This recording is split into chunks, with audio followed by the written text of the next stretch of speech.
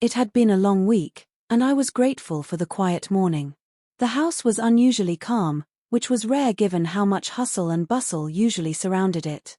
My name is Heather Simmons, and I'd just moved back into my childhood neighborhood after my divorce. Life had been a roller coaster, and all I wanted now was peace and a sense of belonging. My best friend, Melissa Carter, had helped me through the storm.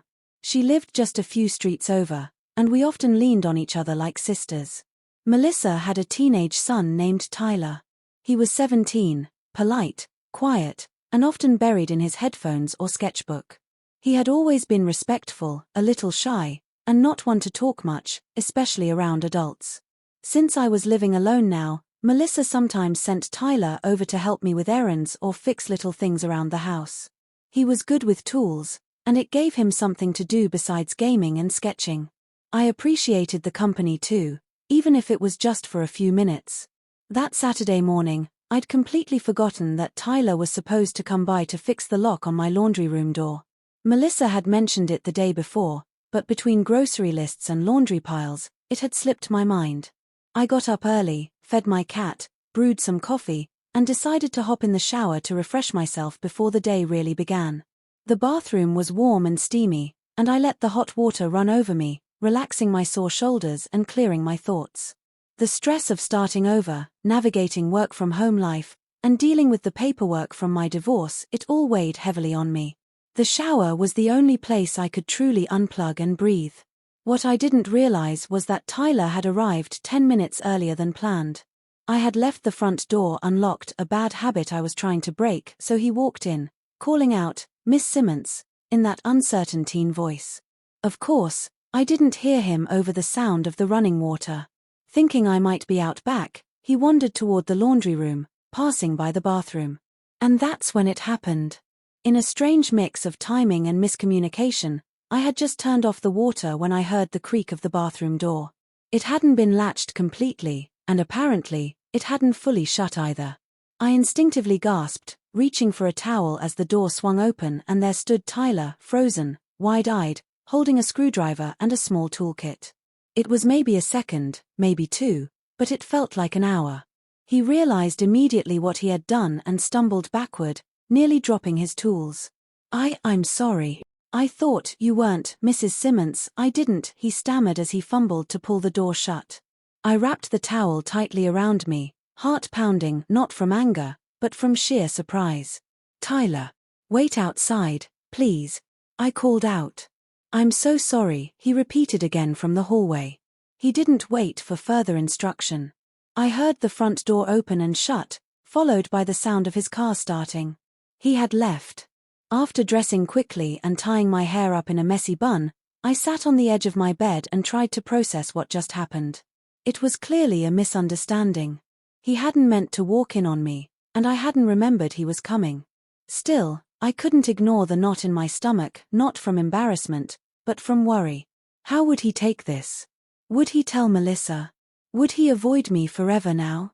By the afternoon, I still hadn't heard from Melissa or Tyler.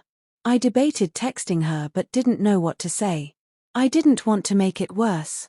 That evening, I finally picked up the phone. "Hey, Melissa. Did Tyler make it home okay this morning?" She paused for a moment. "Yeah. He said he went over, but that you were in the shower and he left."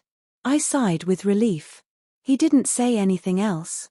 "No," she said, but then her tone shifted. "Did something happen?" I hesitated, choosing my words carefully. It was a misunderstanding. I forgot he was coming over. I was in the shower, and the door wasn't fully closed. He accidentally walked by and, well, he saw more than he meant to. "Oh God," Melissa whispered. "It wasn't his fault," I added quickly. "And not mine either, really. I didn't hear him. But I think he's mortified." She groaned. "That boy. He probably thinks he ruined everything. Let me talk to him." No, don't make it worse," I said. "Maybe give it a day or two."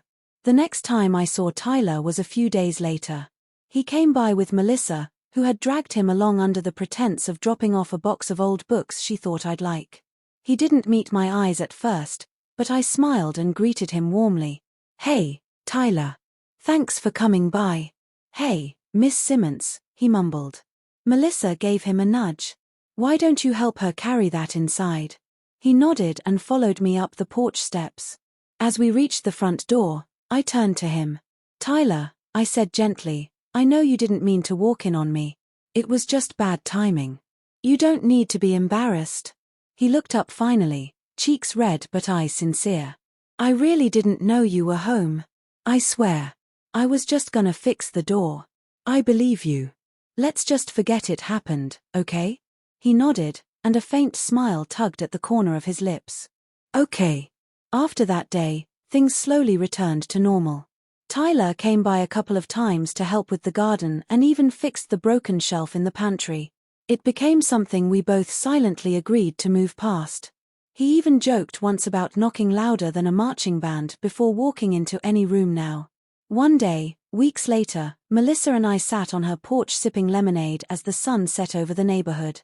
"You really handled that whole thing with Tyler like a champ," she said. "He told me you talked to him and made him feel better. He's a good kid.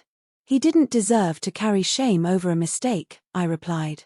"We've all had embarrassing moments." She chuckled. "Try raising one. I've got a whole list." As the months went by, I found a new rhythm in life. Tyler eventually graduated and got into an art program at a local college. He dropped by sometimes to show me his sketchbook, which had improved so much I barely recognized his style. One day he handed me a drawing he'd made of my backyard garden, complete with the old wind chimes and my tabby cat sunbathing on the steps. He'd signed the bottom in neat cursive. "I wanted to thank you," he said. "For what?" "For treating me like an adult. And for not turning an accident into something ugly." I smiled, taking the drawing. "We all make mistakes, Tyler. What matters is how we grow from them." And in that moment, I realized something. Life is full of unpredictable moments, awkward, emotional, sometimes uncomfortable, but they're also opportunities for growth, trust, and understanding. What could have been a story of tension became one of forgiveness and kindness. And that's something worth remembering.